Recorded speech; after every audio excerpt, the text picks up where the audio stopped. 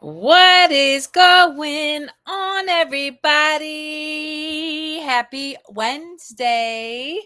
You guys are showing up with a little bit of different background because my co host Yanko is running late, and me being one to just take matters into my own hand, I'm using my own platform to stream today. So, for anybody who is new to this live, thank you for joining me and hopefully soon Yanko for our show for no particular reason. This is episode 21 and I am so excited to be coming in at you. Today's been an interesting day as my daughter and some of my family are sick with COVID, and all of my clients, for whatever reason, needed to reschedule, which worked in my favor because it allowed me to do all the things I enjoy doing, be creative, go for a walk, and just really honor myself in whatever way felt really good for me in each moment. And guys, that's life. That's what we are supposed to be doing, is not having these expectations about what life needs to look like or how things should unfold. When you truly learn to tap into love for yourself, love for just the experience we're having as a human, then things really kind of unfold perfectly, um and in ways that are meaningful and supportive for you. And so today I had anticipated talking to Yanko about two topics that have come up for me over the course of the week. And until he joins me, and when he joins me, I will jump right in. I'm curious, guys, how often do you cry and let yourself cry? And I ask that because earlier today I was overcome with emotion and cried on my meditation, whatever it is. It's not a mat, it's a Afghan that I have rolled up.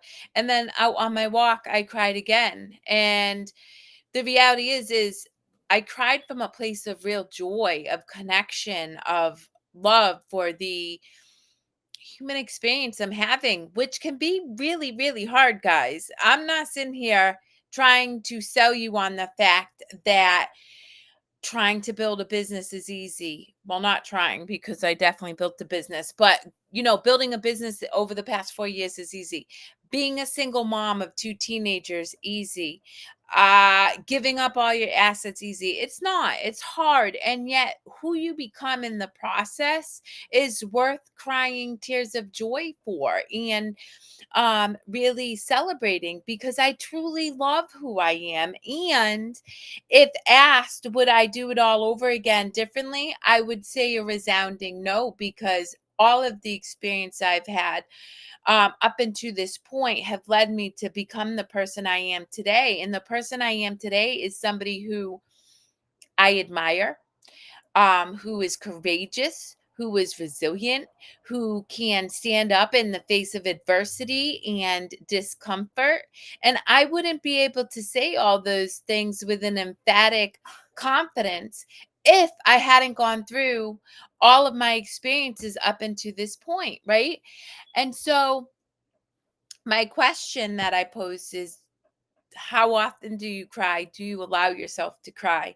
And I'm constantly encouraging my community, my clients, my children, the people who I do life with, to honor their feelings in any given moment, because too often we don't allow ourselves to express whatever's coming up for us, and unintentionally we really inhibit ourselves from healing, from releasing energy that no longer serves us, from learning from whatever experience we are having in that moment, right? And so, this is my call, my challenge to you guys is, why is it you don't allow yourself to feel your feelings if you don't? And what could it look like if you did? So, sure, you may not be at a place where you're comfortable enough to express yourself openly on the street while on a walk like me, but if you recognize that you need to let yourself express your feelings, whether it's rage, whether it's tears, whether it's laughter, whether it's sadness, whatever. Can you come up with a strategy to give yourself permission to do so in that moment, right? Whether it's removing yourself from a situation to honor your feelings, and or um allowing yourself to do it wherever you're at, which is something I've gotten accustomed to doing. But of course, that alone takes bravery, guys. I mean, it's not, always comfortable to start crying while you're at a restaurant with your boyfriend eating where there's people around. But at the same time, because I know that all I am doing is releasing built up energy, I give myself the permission to do it regardless of what other people think about me, right? Because otherwise, I'm not serving myself. I'm not serving my soul. It's not helping me learn the lesson that I'm meant to learn and whatever that moment is, which that's the reality, guys. Life is lessons. It's all different lessons at all different times, and we can't possibly know what we're meant to learn until we just go through it, until we move through it. And that's the beauty of this experience. And so, I would challenge you. What is it that you don't allow yourself to do? And can you come from a place of curiosity and maybe have a different experience? Give yourself permission to try to feel your feelings. Do the thing that you need to do. I don't know. Who knows where it will take you? And I can tell you wholeheartedly, who I am today is not even remotely close to the woman I was 5 years ago, not even remotely. And so I encourage you, if you come from a lens of curiosity, you never know what you're going to experience in showing up and allowing yourself to be open to new possibilities, new experiences, and new expansion, new growth, new healing, right?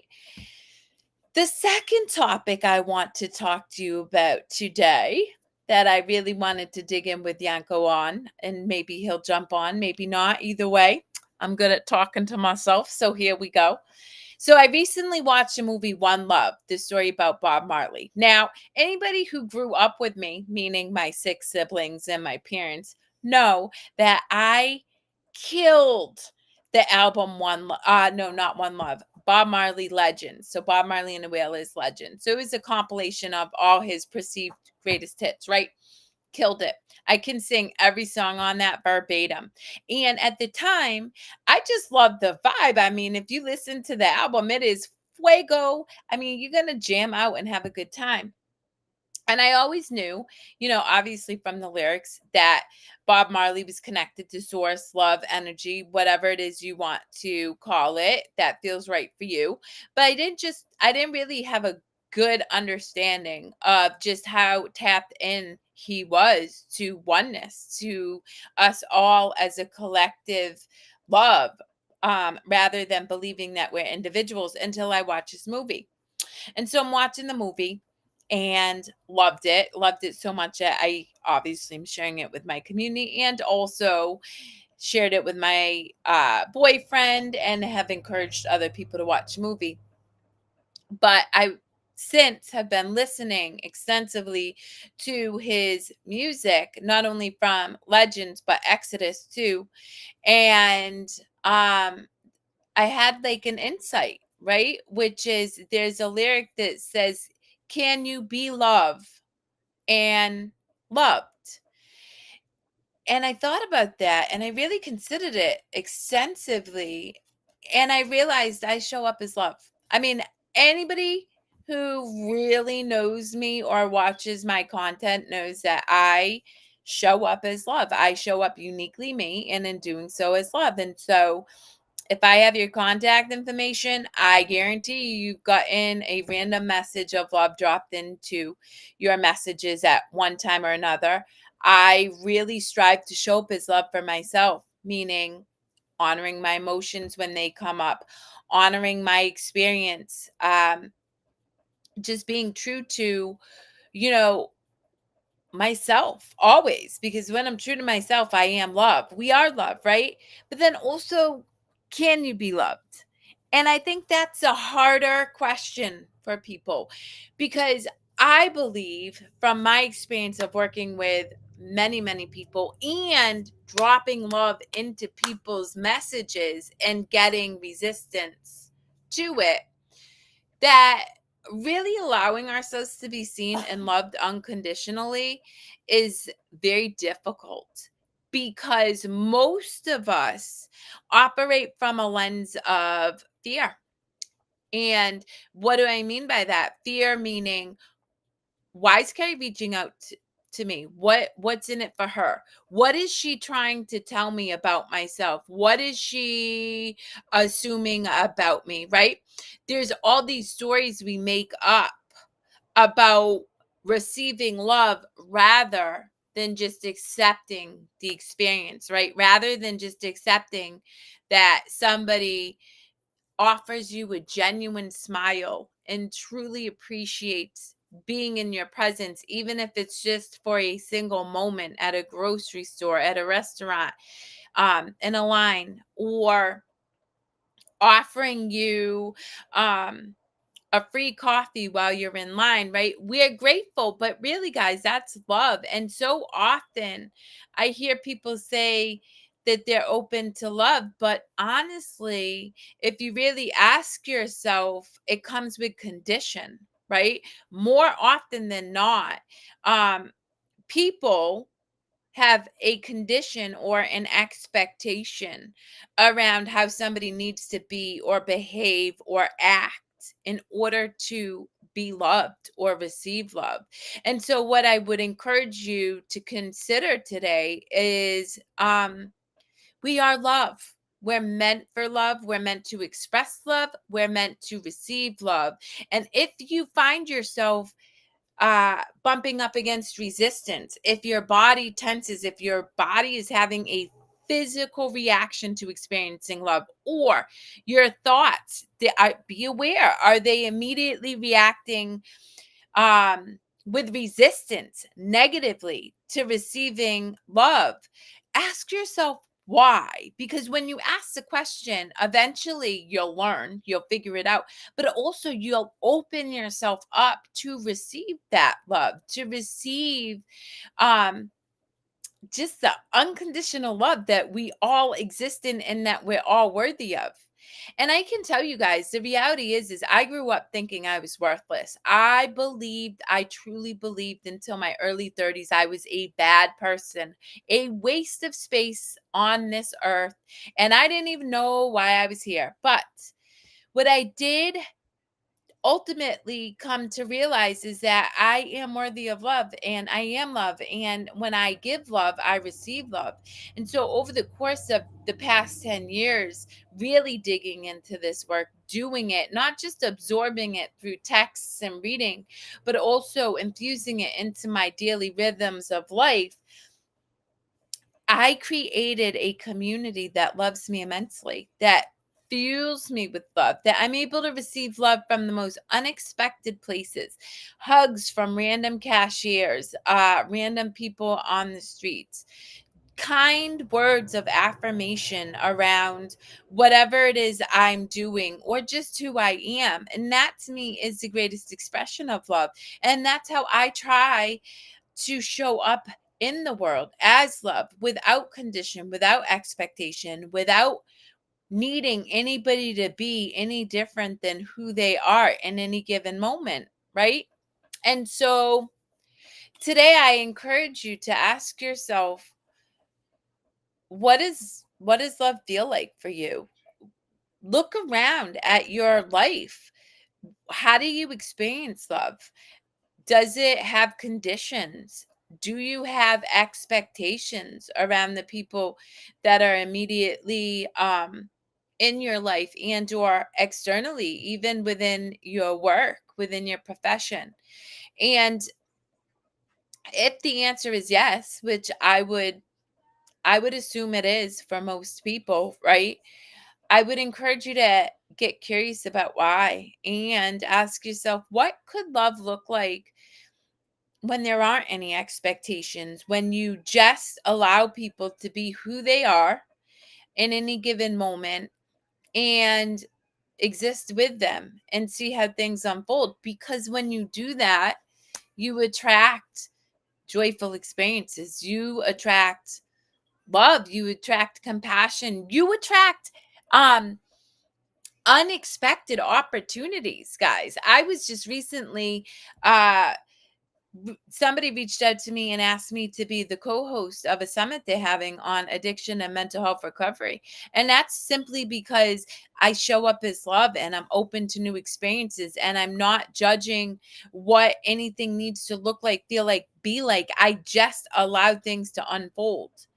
And in doing so, the universe gifts me with opportunities that I may not have otherwise ever had, and that's what I really want for all of you, Yanko and myself, and even Drew Mack, who I have another show with, and all of the amazing souls that I get to connect with every single day. Gemma, Hale, Lenita, Gail Craft, just just endless spirited people who show up as love are infusing me with love, and all of us just want to infuse you guys with love, with the power and the tools and the strategies to recognize that this life doesn't have to be so hard, guys. I know it feels that way. I really do. I've lived it. I sat in suffering.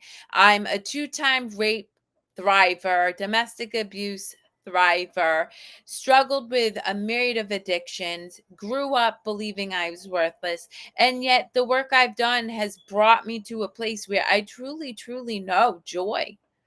I know fun. I know endless amounts of childlike wonder and curiosity. And the more you understand and learn that, the more you realize that that's really what this human experience is about in the first place. We're not meant to wake up and work a 9 to 5, hustle and grind, and rinse and repeat. We're not meant to just go buy a house, have 2.5 kids, a dog, 2 cars, and get married, and then just come home and exist. We're meant for growth. We're meant for expansion. We're meant for fun, creativity. We are co-creators with the universe. And when you show up as love, what you co-create is joy, is fun, is exciting, is unexpected, is pleasure, is unique, is wildly unexpected. And that is what I experience every single day. It really is. And so I encourage you guys, if you have any resistance to the idea of unconditional love, if you have any fear or physical reactions to what it is I share, I would truly encourage you to get curious. Don't believe me. I don't want anybody to take anything I say at face value. I think that is the biggest mistake too often people make. We take all of the texts in spiritual texts at face value. We take what our bosses say to us at face value. We take all of the beliefs, habits, and behaviors that our family of origin and our parents give us at face value. And never do we stop and say, does this even serve me? And so I encourage you, don't believe what I'm saying. Please don't. I don't want you to. We all have a different journey, but I do encourage you to be curious. I do encourage you to be open-minded and maybe experience something that you might not have otherwise experienced because you did remain curious, because that's real. That's true. And I know from my own lived experiences, from doing the work every day, from showing up and being unwilling to play small, to live in fear, to do things the way everybody else thinks I should. I know that the universe got my back, because the universe has proved it to me over and over and over again. And so don't listen to me. Don't listen to Yanko. Don't listen to Drew. Don't listen to Gail. Don't listen to Gemma. Don't listen to Deepak Chopra. Don't listen to Eckhart Tolle. Don't listen to Jesus. Don't listen to Buddha. Don't. Follow your own guidance. And in doing so, the life you will experience will be one you cannot even begin to put into words because it is that magnificent. And with that, I have children at home with COVID. And since my coworker is not here to partake in this banter, I'm going to jump off early and leave you with this. I love you all so immensely and truly that my heart and my cup is overfloweth. And I really do hope that if nothing else, if you sat and watched this, you get curious and learn how to love yourself as much as I love you.